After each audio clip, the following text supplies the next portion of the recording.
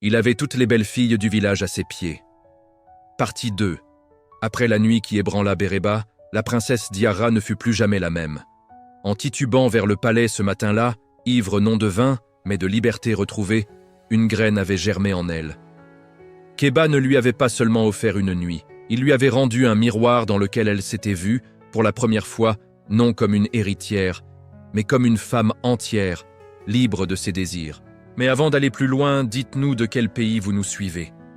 Ça fait du bien de savoir jusqu'où nos histoires arrivent. De retour au palais de son père, le roi Sékou, elle n'esquiva pas son regard noir de colère. Il l'attendait dans la grande salle du trône. « Tu as déshonoré ta lignée !» gronda-t-il. Diarra s'agenouilla, non par soumission, mais par respect. « Père, je suis allé chercher ce que ta couronne ne pouvait me donner, la connaissance de moi-même. Comment puis-je un jour gouverner un peuple, si je ne sais pas qui je suis ?» Ces mots suspendirent la fureur du roi. Il vit dans les yeux de sa fille non l'insolence, mais une sagesse nouvelle, une autorité née non du sang, mais de l'expérience. Les semaines qui suivirent virent Diarra changer. Elle délaisse une partie des réceptions oisives. Elle insiste pour accompagner les anciens du conseil, écoute les doléances des paysans aux portes du palais et, fait inouï, demande à apprendre l'art de la stratégie et de la diplomatie. Sa mère, la reine Sira, observe ce changement avec un sourire secret. Un jour, une crise éclate, une sécheresse frappe les terres frontalières et les paysans se révoltent contre des impôts trop lourds. Le vieux conseil du roi ne propose que la force. Diarra demande la parole. « Envoyer des lances va apaiser la faim ?» demande-t-elle calme. « Je propose d'y aller moi-même, pas avec des gardes, mais avec des graines et des charrues. » Le conseil ricane. Mais le roi, se souvenant du changement en sa fille et influencé par le regard appuyé de Sira, lui donne sa chance. Diarra se rend dans la région révoltée, vêtue simplement. Elle ne promet pas, elle écoute. Elle travaille aux côtés des femmes au champ, écoute les vieux sous l'arbre à palabres. Elle découvre que l'impôt est détourné par un chef local cupide. Au lieu de le dénoncer brutalement, créant un martyr, elle use de ruse. Elle organise une grande fête des semailles, y invite le chef et, devant tout le peuple, le loue publiquement pour sa future générosité en annulant la taxe illégitime, le piégeant dans sa propre vanité. Sous les acclamations, il ne peut que s'incliner. La révolte s'éteint. La nourriture revient. Diarra rentre au palais, poussiéreuse mais victorieuse, ayant gagné la loyauté d'un peuple non par la peur, mais par l'intelligence et le respect. Sa réputation de sagesse pratique grandit. Lorsque le roi Sékou meurt quelques années plus tard, le conseil, à la surprise générale, acclame Diarra comme reine. Elle devient reine Diarra la première, non l'épouse de, mais la souveraine en son propre nom. Son règne est marqué par une innovation. La case des échos, une hutte où toute personne, du plus humble paysan à la plus riche marchande, peut venir lui parler directement une fois par lune, sans intermédiaire. Elle gouverne en écoutant, comprenant que les besoins du royaume sont aussi divers que les secrets du cœur. Pourtant, une ombre plane. L'histoire de sa nuit à Béréba devient une légende murmurée. Certains chefs traditionnels la trouvent trop indépendante, trop influencée par les idées d'un simple archer. Une faction conspire, jalouse de son pouvoir. Le plus menaçant est son propre cousin, Bakari, qui estime que le trône lui revient de droit. Il utilise la légende pour la salir, la qualifiant d'instable, indigne.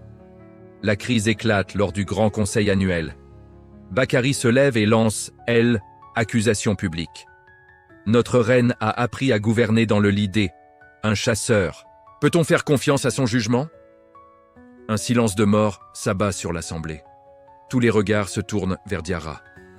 Elle se lève avec une lenteur délibérée, le même calme que sa mère face à l'armée. « Cousin Bakari », commence-t-elle, sa voix portant clairement. « Tu as raison, j'ai beaucoup appris cette nuit-là. J'ai appris que le vrai pouvoir n'est pas dans la domination, mais dans la connexion. Que pour comprendre son peuple, il faut d'abord s'être compris soi-même. Kéba l'archer ne m'a pas donné un trône. Il m'a donné le courage de regarder en face qui j'étais, sans les ornements de ma naissance. » Elle fait quelques pas, regardant les nobles un à un. « Depuis, ai-je mal gouverné ? Les greniers sont pleins, les conflits apaisés, la justice rendue. Je règne avec la force que donne la connaissance de ses propres faiblesses, et avec la compassion que donne la connaissance du cœur humain. Préférez-vous un roi qui n'a jamais douté, jamais cherché, jamais ressenti, un roi dont la seule sagesse vient de son lignage et non de la vie? Elle se tourne vers Bakari, un défi dans le regard. Tu veux le trône? Prends-le, mais sache que tu n'hériteras pas de la loyauté que j'ai semée. Tu n'hériteras pas de la confiance du peuple. Tu n'hériteras que d'un siège en bois, vide de sens. Ma légitimité, je ne la tiens pas d'une nuit, mais de chaque jour où j'y ai prouvé que Lei, on pouvait être à la fois femme, humaine et grande reine.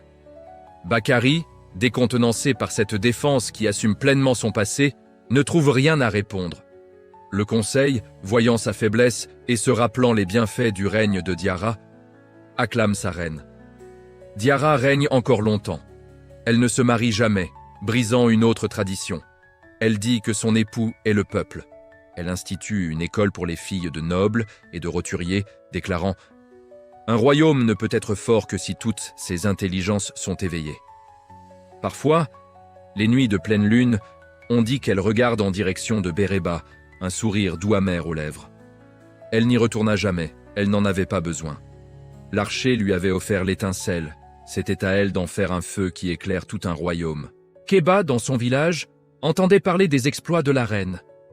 Il souriait, silencieux, en affûtant ses flèches. Il avait libéré une force bien plus grande qu'il ne l'aurait imaginé. La princesse qu'il avait faite voler avait appris à faire voler toute une nation vers un nouvel équilibre, où le pouvoir de comprendre valait parfois plus que le pouvoir de contraindre. Le pouvoir vient-il du titre ou de la vérité sur soi-même? La suite de l'histoire pose la question de l'héritage et de la légitimité réelle. Diarra a-t-elle eu raison d'assumer pleinement son passé pour en faire une force? Son règne aurait-il été différent sans cette nuit à Béréba? Qu'est-ce qui fait un vrai leader? La tradition ou la capacité à se transformer? La discussion continue. Partagez vos réflexions avec l'héritage de Diarra. Cette conclusion vous a-t-elle surprise? Partagez la saga complète. Partie 1 en 2. L'univers de Béréba s'agrandit. La prochaine histoire suivra le destin de la fille d'Aminata, qui, des années plus tard, se rendra à la case des échos de la reine Diarra avec un secret qui pourrait tout remettre en question.